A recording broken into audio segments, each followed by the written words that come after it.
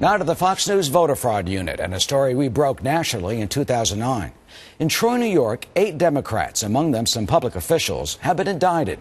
4 have pled guilty so far. The scheme allegedly faked absentee ballots, they say, to try and steal an election. Voters told us their votes were faked. So you didn't write that? I did not. You didn't cast a ballot? I did not. Did you vote? No. Did you fill out an absentee ballot? Nope. Did you fill out an absentee ballot application? Nope, I didn't fill out any of those. So your vote was a fraud? It was. Well, on Tuesday, the county's Democratic Elections Commissioner, Ed McDonough, goes on trial, along with former city councilman Michael Laporto, who told me he didn't do it. Did you do anything wrong? No. Did you try to steal an election? No. Did you forge any ballots? No. Oh, joining us now to talk about this is Bob Murch, the former Republican leader of the county legislature who first discovered the alleged fraud, and Frank LaPasta, a former Democratic Party chairman in Troy who warned about it. Gentlemen, welcome. Bob, good to see you. The big question, how easy is it to steal an election with absentee ballots?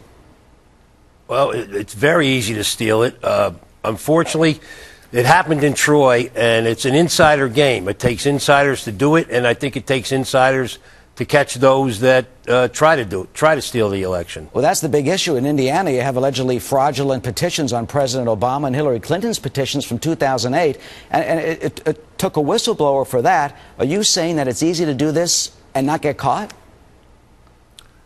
Well, it's easy to do it. I guess it's easy not to get caught because people really aren't paying attention to these things. It takes someone on the inside to know what's going on and to catch it. You suspected something was wrong and you went out. Your reaction to the fact that you've had so many indictments so far?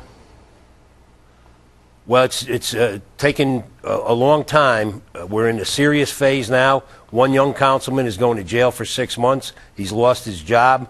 These fellows going to trial. If they're convicted, they're facing prison time.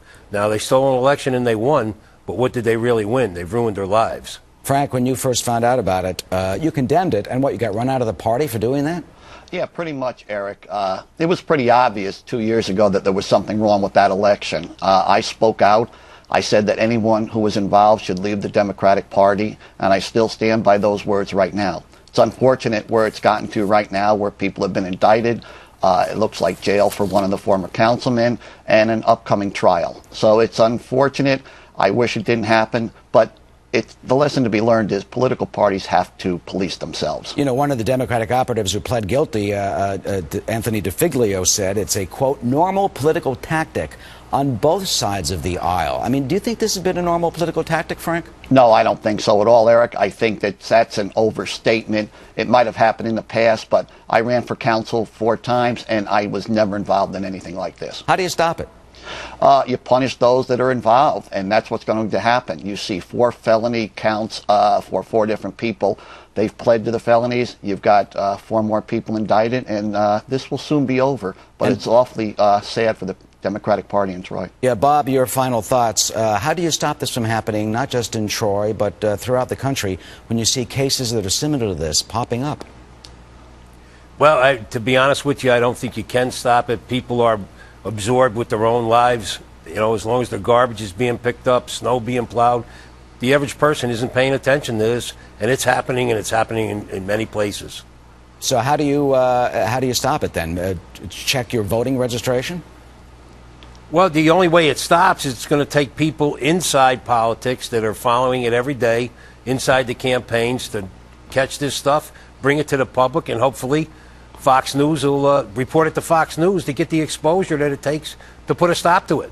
All right, Bob Murch, Frank LaPasta, we thank you for joining us this morning. We are on this case, and we'll be covering it and all the allegations of voter fraud across the country. Gentlemen, thank you. Again, our address, there it is, voter fraud at foxnews.com. If anyone suspects any hanky-panky or other problems with elections where you live. Thank you again. Thank you very much.